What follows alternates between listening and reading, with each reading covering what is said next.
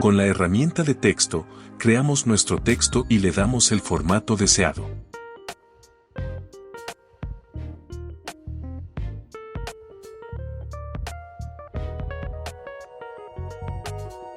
Luego, le añadimos el efecto barrido lineal 2 veces. Después de ubicar el cabezal de reproducción al inicio de la capa, vamos a los controles del primer barrido lineal y lo configuramos de la siguiente manera. En ángulo de barrido ponemos -90, en calado, 1000, y en finalización de la transición, creamos 2 fotogramas clave. Para crear el primero, colocamos 100 y hacemos clic en el cronómetro. Luego, avanzamos un poco y cambiamos ese valor a 0 para así generar el segundo fotograma clave. En el segundo barrido lineal, modificamos el calado a 1000. Después de mover un poco el cabezal de reproducción hacia adelante, nos dirigimos al control finalización de la transición para crear 2 fotogramas clave con el mismo margen de tiempo que los creados previamente. Al primer fotograma clave le damos un valor de 0 y activamos el cronómetro. El segundo tendrá un valor de 100.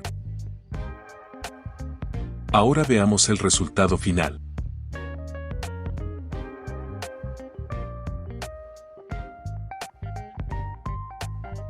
Dale me gusta y suscríbete, deja tus dudas y comparte.